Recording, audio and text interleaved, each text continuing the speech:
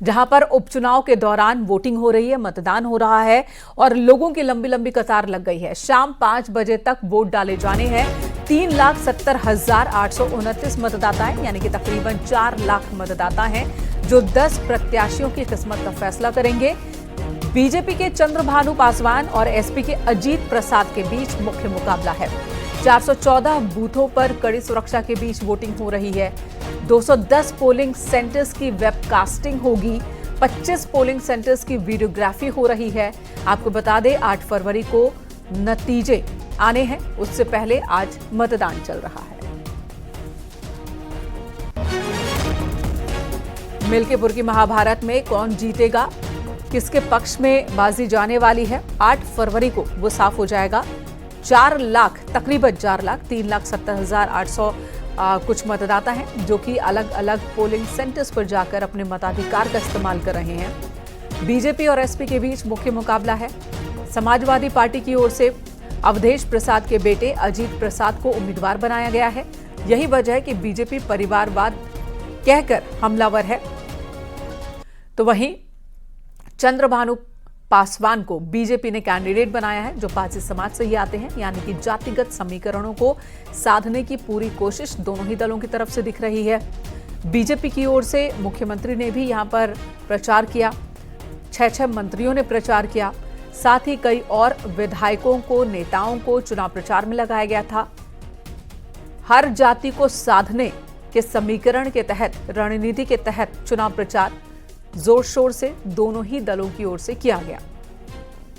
Samajwadi party की ओर से भी अखिलेश यादव, डिंपल यादव और सभी बड़े चेहरे चुनाव मैदान में अपने कैंडिडेट अजीत प्रसाद के पक्ष में वोट की अपील करते नजर आए। चुनाव प्रचार धुआंधार चला और अब इस एक सीट पर आज वोटिंग हो रही है।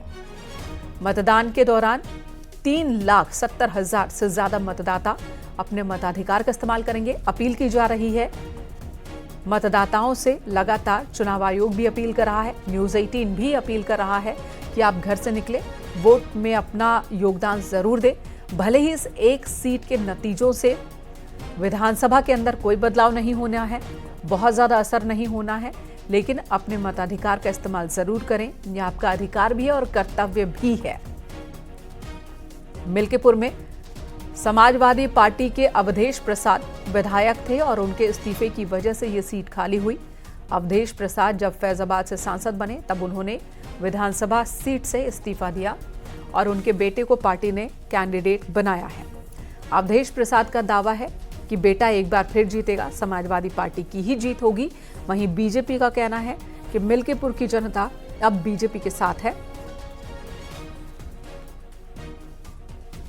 अयोध्या में मतदान की प्रक्रिया शुरू हो गई है। जहां मौजूद हैं ये पिंक बूथ है और यहाँ पर बड़ी संख्या में मतदाता पहुंचने लगे हैं। क्या नाम है आपका? अयोध्या प्रसाद तिवारी। यहाँ पर मतदान की व्यवस्थाएं कैसी? व्यवस्थाएं बहुत बढ़िया है। प्राथमिकता किस चीज़ को? खाली विकास की। मिल्कीपुर मुख्य धारा से जुड़ नहीं पाया बीते दिनों, क्यों? इधर विधायक बदल गए थे, इन्होंने कोई काम नहीं किया है। अब सांसद हो गए फिर भी कोई काम नहीं किया। उनका लड़का विधायक लड़ रहा है, बहरहाल कोई मतलब नहीं हमसे। जो तैयारियां हैं बूथ के अंदर की, जो प्रशासनिक व्यवस्थाएं हैं, वो कैसी हैं? व्यवस्थाएं बहुत बढ़िया है। शासन प्रशासन इतना अच्छा व्यवस्था की है, कोई दिक्कत नहीं हम लोगों को। आपने परिवार के साथ मतदान किया? जी हाँ। कितने लोग आए थे? 18 लोग। सब लोगों ने सब लोग हो गया। मतदाताओं ने मतदान किया है और पिंक बूथ पर शुरुआत हो चुकी है वोट की। सुबह 7 बजे से वोटिंग की जो प्रक्रिया है वो शुरू हो चुकी है और शाम को 5 बजे तक मतदान होगा। लगभग 1,000 से ज़्यादा मतदाता यहाँ पर मतदान करेंगे और युवा भी इस पूरे मतदान में बहुत तेज़ी के साथ आए हैं और बाकायदा यहाँ पर मतदान कर रहे हैं। जिस तरीके की यहाँ पर जो व्यवस्थाएं हैं, जो तैयारियां हैं। बेटा, मतदान किया आपने? जी मैंने। कैसा लगा मतदान? बहुत अच्छा लगा। पहले ही बार वोट किया है? First vote. कैसा, क्या भावना थी मन में, क्या सोच करके वोट किया आपने? Education, art, development. अच्छा, मिल्कीपुर क्या लगता है, युवा क्या सोचते हैं कि मिल्कीपुर में विकास क्यों पीछे रह गया? सर विकास ज़रूरी भी है क्योंकि यहाँ पे ना एजुकेशन बहुत वीक है सर। एजुकेशन की कोई पॉलिसी नहीं है कि आप अगर कहीं ज्वाइन करना चाहो एक लाइब्रेरी तो वो भी कोई ढंग की लाइब्रेरी नहीं है। अंदर जहाँ आप वोट कास्ट करने गए थे वहाँ व्यवस्थाएं ठीक थी? हाँ बहुत बढ़िया सिक्योरिटी है सर। तो ये थे हम पिंक बूथ पर, जहां पर मतदान की प्रक्रिया शुरू हो चुकी है। सुबह 7 बजे से शुरू हुआ मतदान देर शाम 5 बजे तक चलेगा। इस दरमियान 1000 से ज़्यादा वोटर केवल इसी बूथ पर मतदान करेंगे। इस तरीके के लगभग 441 बूथ बनाए गए हैं और तमाम जगहों पर मतदान का जो क्रम है वो शुरू किया जा चुका है। कैमरा पर्सन सर्वेश के साथ निमित गोस्वामी, न्यूज़ 18 अयोध्या।